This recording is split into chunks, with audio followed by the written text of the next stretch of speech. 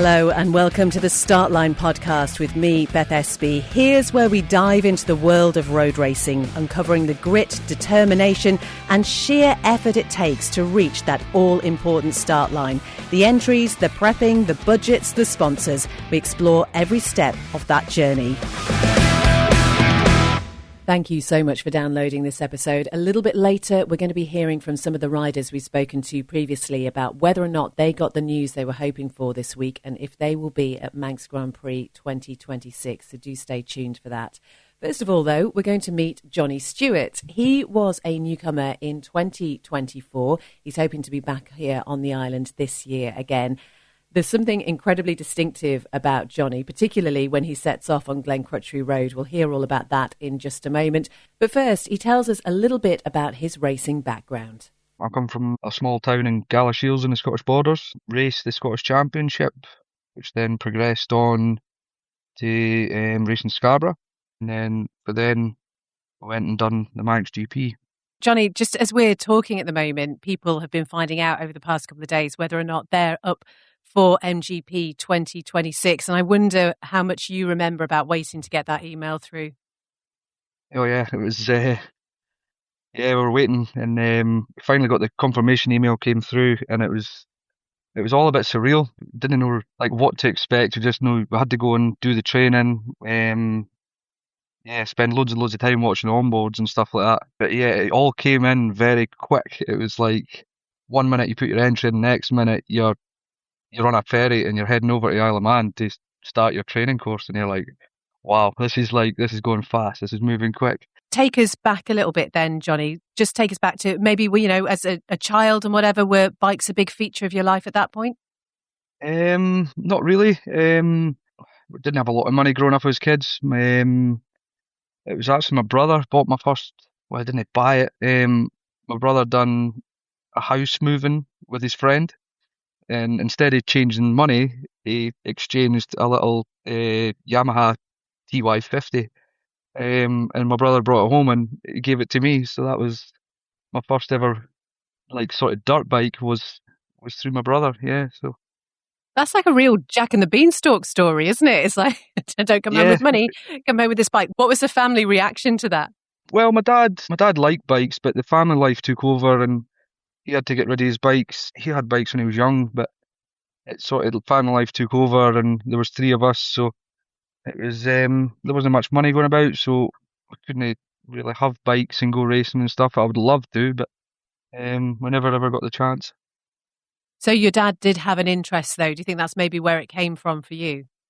Yeah, I think so. It was he worked on a farm, so bikes were the easy transport for running about the farm. They were pretty cheap, so yeah, that was kind of, he had a few, he said, but I never ever seen them. That was well before my time.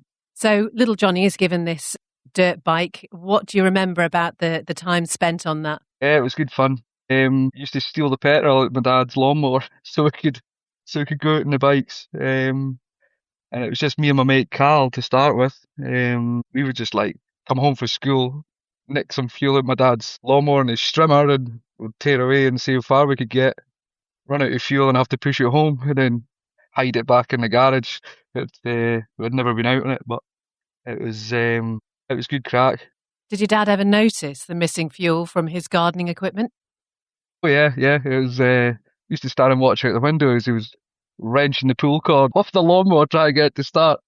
And he would open the can and you could see disbelief where his petrol had went. He knew straight away that we had tanned his petrol. So yeah, it started at a young age. Used to love the smell of this stuff. So he'd open the petrol can, have a quick sniff, and then pour it into the little tea. So at what point then did it become a little bit more serious for you and something that you wanted to pursue a little bit more seriously? Well, growing up, I was into cars, being an apprentice mechanic, so fixing cars every day. It was easy for me. Didn't have the money to go and do the bike license. It was like £1,000 to go and do your direct access and stuff. I just couldn't afford it. It was apprentice wages. It was £200 a week. I was running about in a £150 car. And it's to think to go and try and spend all that money on a license was just not happening. But we got into enduro bikes, more into the dirt bikes, kind of in my 20s. Me and my mate H.A., we got into the bikes, and he came up with this mad idea. We're sitting in the pub one night. It was like, right, we need to go and get road bikes. We need to save up. We need to get the license. We're going to get road bikes. So that's where it kind of, I was quite late. I don't know what age, it'll be like 25, 26 before I got my first road bike. And yeah, it just kind of took off from there, like riding about the roads like nutters, absolutely flat out, doing flyby videos and doing wheelies. And my mate H actually sent by accident a video of us doing like 150-mile-an-hour flybys into his mum and dad's group chat. So that was a disaster. Like it was instantly phone call, like get rid of that road bike. You're just being an asshole. So it's just it was yeah. That's where the racing come from. That's how it kind of started. It was just riding like assholes and like thought might take it to the track. It might be a bit safer. And I think that happens for a lot of people, particularly if you've got that sort of adrenaline fueled interest. You actually do need to almost contain it in some way and do it in as safe a way as possible. So I guess looking back at it now, you're probably able to see just maybe how dangerous it might have been at some points. Yeah, definitely. I mean, the thing about the road bikes, there's definitely a car got to pull out on you. Every time you ride your bike, there'll definitely a car pulling at a junction somewhere. And it's like every time you ride it, it's a what if you're getting home. It's mad to think taking it to the track is safer. But yeah, it was feels a bit mad now. You're actually going back to the road, but it's that whole there's nothing coming another way, so it's a lot safer, you know.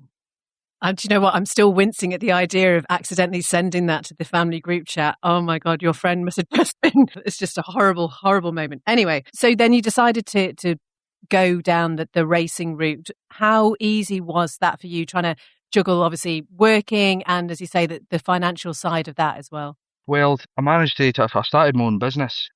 Got my own garage, and this is only like I felt like my life was just starting to go somewhere. I'd grown up and struggled with money, and it was just like you were just working to pay bills. And once you actually started working for myself, I had like a wee bit extra cash, and this is where all these sort of ideas come from. I was like, oh well, why not? Let's go and do this. Let's go and do that, and let's go racing. It wasn't really a plan. It just sort of developed over a few years, and yeah, went and decided to do the race license, and yeah, never really looked back. And you mentioned you're from Galashiels. I mean, it's a gorgeous part of the world around the sort of Scottish borders area. Is there a lot of racing that goes on around there? We've got Knockhill, which is about an hour and a half up the way for us. And then we've got East Fortune, which is like a kind of airfield sort of place. I love that place, but we're sort of struggling every time there's a Scarborough meeting on. It seems to be there's an East Fortune meeting on, so I've missed it for the last couple of years. But it's a fantastic wee circuit. But anything else, we have to travel down south, and that's again. There's more cost. There's fuel in the van. There's time away. We always have to leave to get anywhere like on a Friday, so it's always a Friday off work. And yeah, if you're not at work, you're not making any money. So and throwing tires and fuel at stuff, and it soon adds up. And that's the thing, isn't it, Johnny? I mean, it's not just that side of it, but also the sacrifices from living in quotes like that ordinary life, going out and socializing and going on holidays. That kind of, it really does have to take a back seat when you're into this sport. Yeah, definitely. I'm lucky. I've got a good missus. She's Polish and she's actually into bikes. She's got her own Yamaha, a little R7 that she blasts about the road, and she's got a good friends group. There's about 10 of them all riding bikes. And I was well, so I'd never heard of girls riding bikes before. It'd always been the boys, but they've come through and they've even got their own like girls' night track day at Knockhill and stuff, which is mega. So that takes the pressure off at home. No kids, I managed to make it to 36 with no kids. It's like it's living the dream, really. Just yeah. So you started out doing all the different circuits then, and presumably thought, actually, not only am I interested in this, but I'm also not doing too badly either. Yeah, well, the first race meeting up at Knockhill, we'd done the qualifying, had my orange vest on, feeling great. All the boys came up to watch my first race, and I was sitting P4 in the first lap. Come back round for the second lap. I run into the back of the guy in third, and I crash in my first ever race.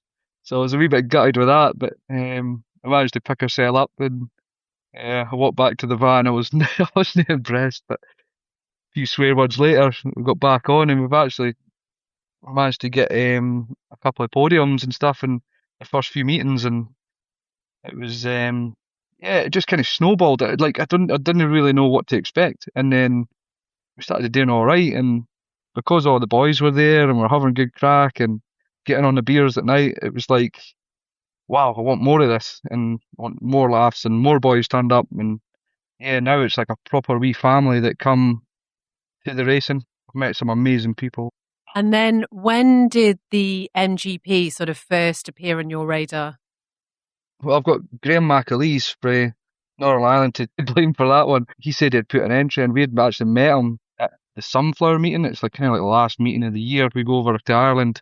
We have it as a bit of a piss up for the boys, like to say thanks. And that's our like wee weekend away. Just that's us for the winter. So we go across to Ireland. We have a lot of Guinness, a shitload of Guinness. And we'll have a really good time racing. And we met GMAC there. And we just got talking, and his family, and we got invited over to their house, and absolutely tremendous people. Like, and that's where he says he's putting an entry in for next year. And I was like, well, I'll come and watch it. I think we get on really well, and I went over and watched them do. It was a year before me, so that'd be like the 23. Went to watch, and instantly just seen him flying by, and I was like, you know what? If he's doing it, I want to do it. Like, and yeah, it was just started from there. It was like these total random people you meet. You don't know where you're going to end up. You know. And had you been over to the Isle of Man before to watch? Yeah, that was the main reason about getting road bikes. It was H's idea. Usual, sitting in the pub, like, let's get road bikes. We'll go to the TT. We'd actually went to the Ulster as well, so it was just before it finished there. And the Ulster was the first ever road race I'd seen, and it just blew my mind. And then, yeah, it was like instantly hooked. Right, let's book a ferry. We're going to Isle of Man. We stayed in a little campsite at Onken. So we stayed in there, and they had like tents and everything ready for us. And we're like, this is amazing. And there's like wee chickens and stuff running about. It was like, this is mad. So I'd set an alarm for like 5 in the morning, do some laps over the mountain. Yeah, it was totally random. Like, it's just I can't believe we're actually doing it. Like, it's just, how do we end up here? Yeah. So obviously you came over, watched Graham race and thought, actually, next year I want to be doing it. What was the process like in terms of making sure that you had everything that you needed in place? But it was good actually having Graham because he had been there and done it. So I was like phoning him most nights. He probably got sick of me phoning him asking questions, but that's the thing about this sport. Like, everybody just wants you to do well, so they're willing to help. Yeah, there's a massive amount of preparation. Funding is just a nightmare. I'm really bad at asking for sponsorship and stuff, so that was the main thing. Put yourself out there and try and organise everything. Don't forget everything. Make sure the bike's right. Even like stickers and T-shirts and just silly stuff that you forget about. Like, kind of try and do everything myself, and it can get a bit much. But there's a lot to think about anyway. You had a massive list. You just work through the list, and before you know it, you're sitting on the start line. You're like, wow, like, what the hell am I doing here? Not many people sit on the start line and have some bagpipes playing alongside them. Where did that whole idea come from? Oh yeah, I did again. It was like my apprentice at the time played in like the Galashiels pipe band, and he was well good at it. I was like, man, you could make a career of this, like. And he was only like 17, and he was coming over, and we were like, right, make sure you bring the bagpipes. And he's like, oh, I don't know what happens if I get stolen or whatever. It's like, it's Isle of Man, nothing goes missing, it'll be fine.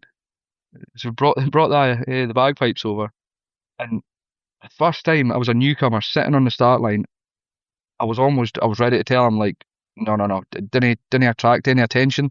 Like, I was shitting myself. Like, and the last thing I needed was like a set of bagpipes getting blasted, and I'm just like, no, it's just the nerves took over, and yeah, nearly bottled it and told them just no to do it. But like, the last 2 minutes, I was like, right, fine, get them going, get them fired up, right, like the helmet on, let's go, and it was amazing. Yeah, it was.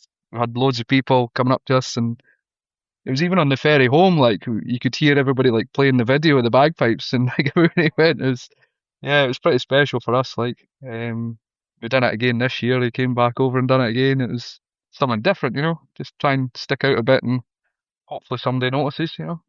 Yeah, well, that's the thing. You can't not notice, can you? And like you say, it was played so beautifully, but there is something really emotional about it as well. And I guess that idea of heritage for you being quite important as well. Yeah, I mean, it was like, oh, there's see the nerves that come over you, and like I couldn't look at my brother, I couldn't even look at my dad. Like, you could see the tears in their eyes, and the bagpipes were playing, and I turned around and I looked at the bagpipes, and it was one of these surreal moments. It was like, I don't know how this is going to go. Obviously, there's risks in everything you do, but it's a dangerous sport, and stuff can go wrong. But you never think of it until I got to that point. I was like, oh shit, this is serious. And I gave him a nod, and I turned round, and we went into no man's land, and it was just like somebody had just flicked the lights off, and they was just gone. It was just a weird, surreal. It's hard to explain, but it was, yeah, it was pretty special. Do you think much about what it's like for the likes of your dad and your brother sitting, watching it and waiting for you to come back? Yeah, they loved it. I mean, yeah, every time I left, they were away at the pub. They were away getting pints round the corner. And I had no clue until started seeing all these photos of pints and stuff getting put in the group chat. They're they're away getting sneaky pints every time I'm away. This as well. What else have we got to do, kid? It's, yeah, aye. So I had to put a stop to that. So obviously then 2024, your first MGP, compared to what you had sort of set for yourself in terms of expectations, how did it all go? It's a sort of place that you can't go there expecting anything. It's like anything can go wrong. It's like I was hoping to finish. Like I wasn't sure about how good my bikes were going to be. Like it just takes one broken bolt and the thing that's all over. Like so, you didn't go there expecting anything because there's stuff it's totally out of your control. That can happen. Didn't get us wrong. Like every racer out there wants to do well. You've put all that time and effort in it. You see your families come to like cheer you on, and for me that's one of the biggest things is just trying to do well for them. If they've made the effort to come and see me, at least put 110% into it. Like I'd hate to think push the bike into the back of the van and think I didn't really give that my 100%. If I'm there, just try and do my best. Like that's all I ever want to do, and we've not really got the budget to do it how you want to do it, but you just, aye, what we say is piss with the cock you've got. It's just like, what else can you do? Just make it happen, you know? I think you've just come up with your own podcast title right there, Johnny. That's perfect. And then, I mean, you mentioned before that you're not very good at asking for sponsorships. Obviously, you know, you're incredibly independent, want to do all of that sort of stuff yourself. Have you got many people on board with you that way? I do. My brother's, he's like a HGV mechanic, so he's got a couple of haulage guys. I've got a guy, Spencer. He got his boss involved, and they were through the forestry. The Tiger Cat and come on board, helped us. Even just like sitting in the pub and speaking to just randomly, just sitting talking about the racing at the table. And Wilma Dunn, she just reached over and says, "Phone me in the morning," and I was like, "What's that about?" And she was like, "It's about I want to sponsor you." And I thought we were sitting in the pub, she was just pissed. But no, she messaged me in the morning and she was like chasing me. "I want to sponsor you. Let me know." I was like, "Wow, I can't believe this." We're just sitting in a pub, just chatting about the racing, and then there's people wanting to actually help. And not a lot of people realise how much it actually costs. Tell them that a set of tires is 400 quid, and they're like, "What?" Kid, like they expect like a set of tires for the car for less than that, you know. It's like you're getting two bike tires for that. It's like, yeah, it's just madness. But it's I've got a couple of people like that kind of fight my corner.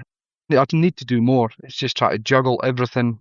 It's it can just be a bit much sometimes, you know.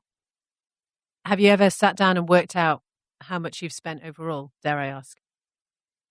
No, I wouldn't like to. Well, I think I've spent my house deposit. My missus isn't happy with that. It's yeah, there's no much. If you start adding it up, then it gets it gets a bit scary.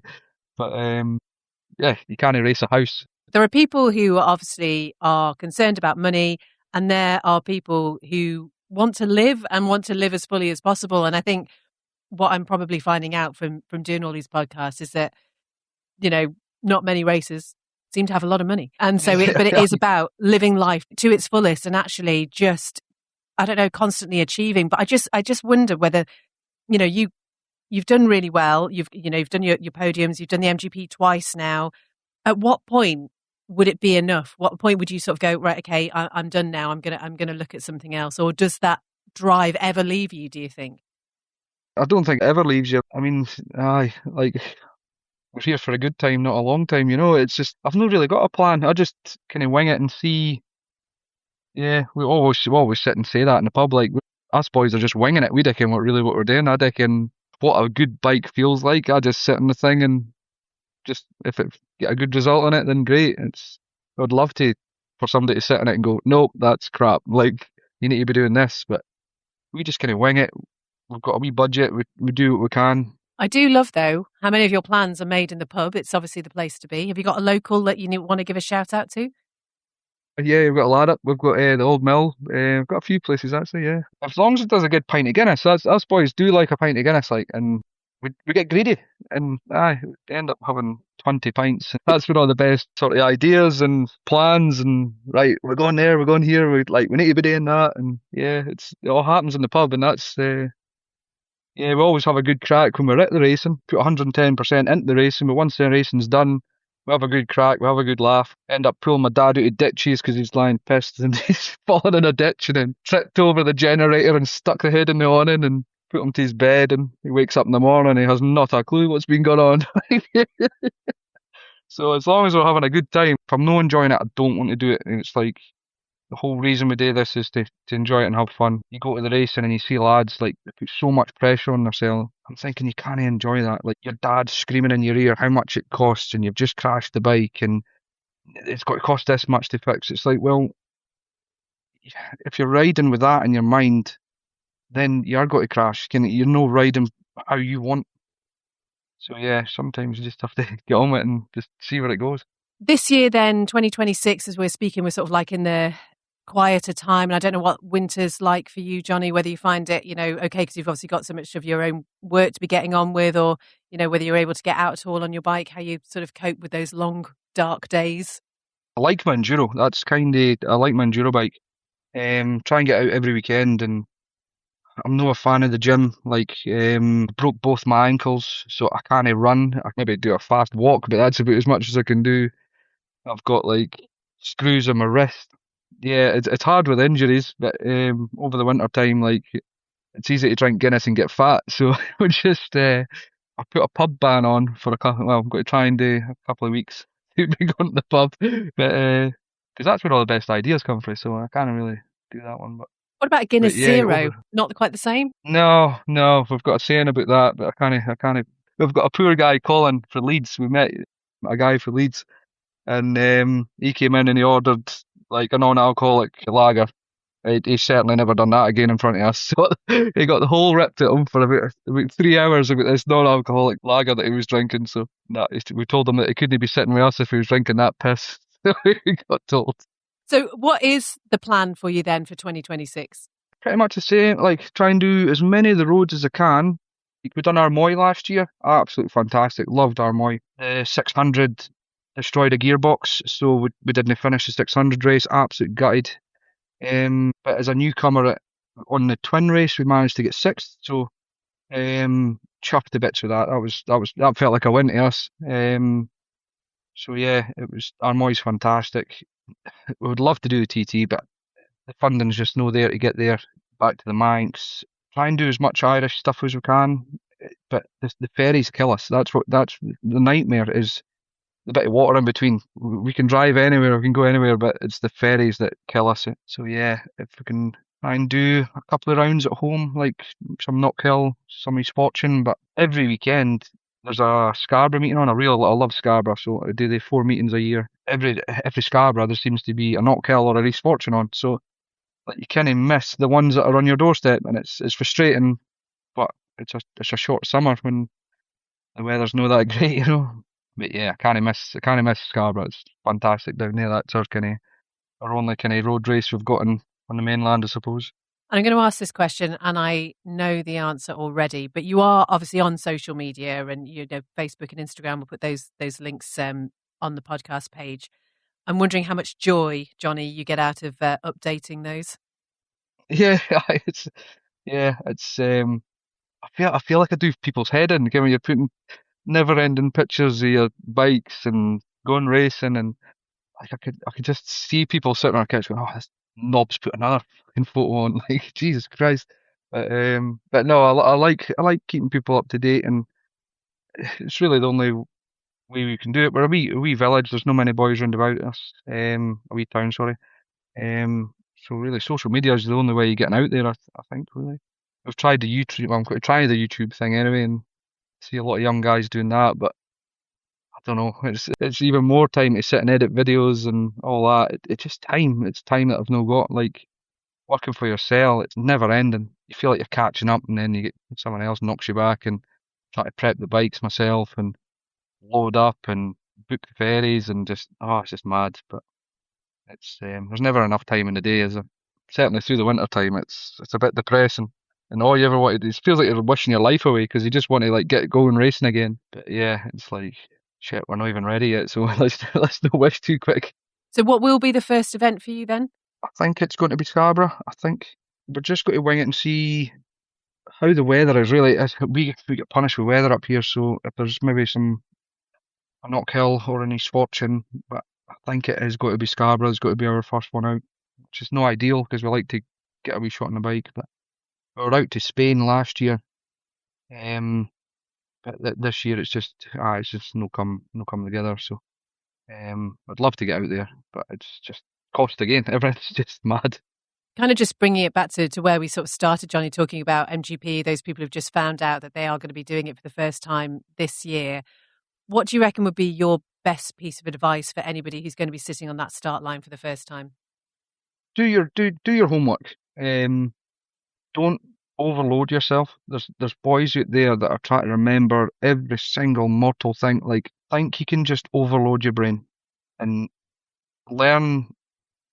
Like, you can learn like so much watching onboards, but you get to a point where you have to ride it. It's one of these circuits. It's just there's so much information. Sometimes you just need to sit on the bike and let it come to you. Like, didn't rush into anything. Yeah, there's always another practice session. So that was the thing for me. Like, there's always another lap. Didn't stress. If the bike's not going right, didn't fry your brain with that. Because all you'll fly down there, you'll give yourself a scare, and you'll knock yourself back. And it takes so much to try and get that confidence back. Once you've lost that confidence, maybe you've tipped in too early and you've run wide, and yeah, it's road racing. There's always something to catch you out. So just take your time. You didn't need to rush it. There is no rush. And I think like the more relaxed and more chilled you are, the faster you go. Like the more you try and force it, the slower you'll be. So don't force it. Just let it come to you. Johnny, it's been brilliant talking to you. Looking forward to seeing you back over here on the Isle of Man with the bagpipes, obviously. Can you play? No, I'm Have not you had a very go? musical. Like no. Just thinking that could be the YouTube video that we all want to see. I'll give it a bash. I'll try. I'll sound like a scared cat or something. Thank you so much for talking to us. And obviously, crucially, good luck with the pub ban. Yeah, yeah. Thanks very much. I'll see how it goes. I'll try no drink in the house either. It's time to get fit. Time to lose some Christmas belly. Get back to race fitness. Guinness Zero all the way, I'm telling you. That's what you need. No, I can't be doing that. That's the devil's stuff, that. Johnny, great to talk to you. We'll catch up with you soon. Take care. I appreciate that. Thank you. Cheers now. Bye-bye. Johnny Stewart, who, as you can tell, is really looking forward to that pub ban. Do take a look on the Startline Facebook page and on our Instagram as well, because that video of Johnny setting off on Glencrutchery Road with the bagpipes playing beside him is just amazing. It's a real hairs on the back of your neck moment. Johnny's social media is on the podcast page as well, so do give him a follow. And fingers crossed, we will see him playing the bagpipes. Maybe.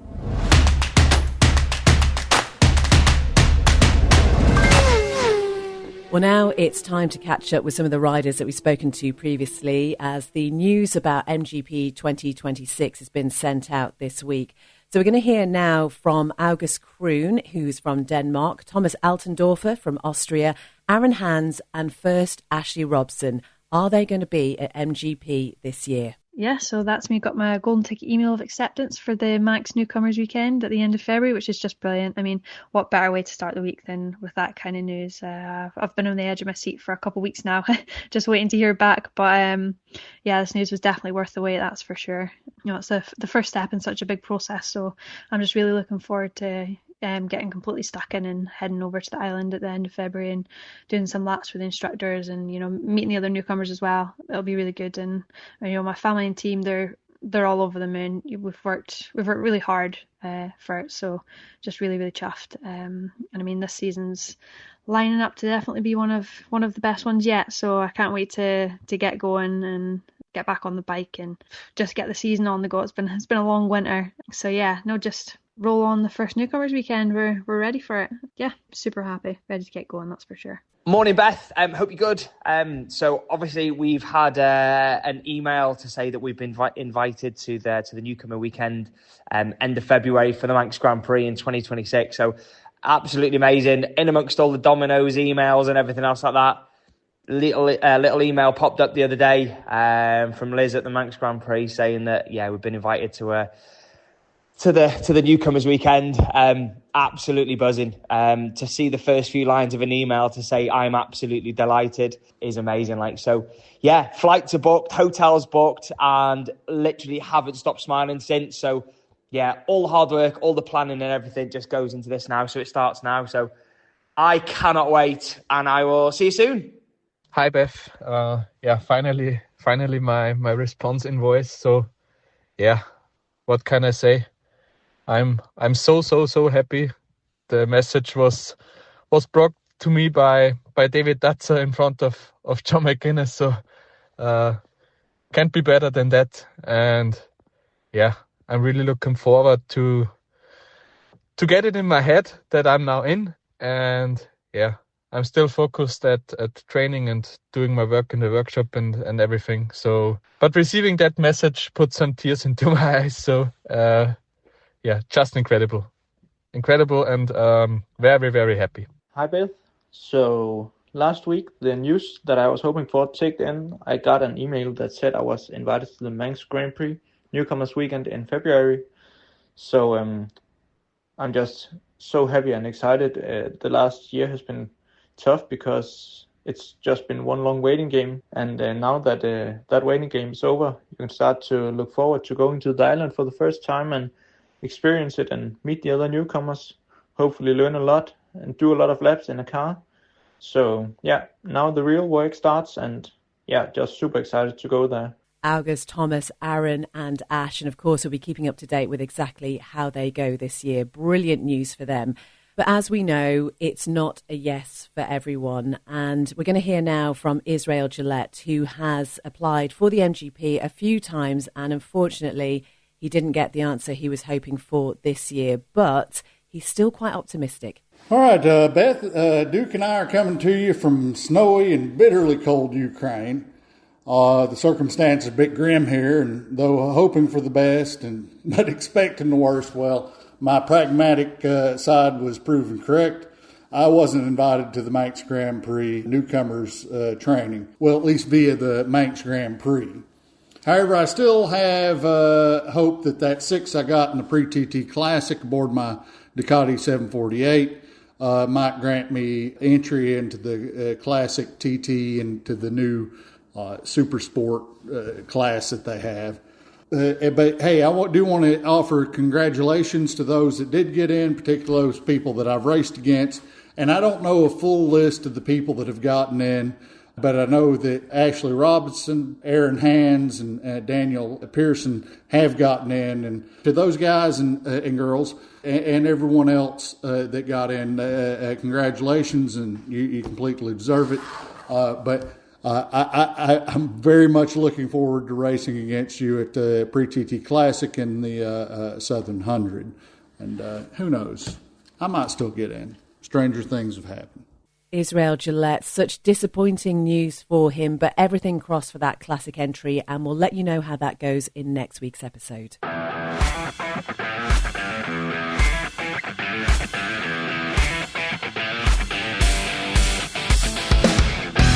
Thank you very much indeed for listening to this episode of Startline. Do take some time to find the riders on social media. Your support is very much appreciated.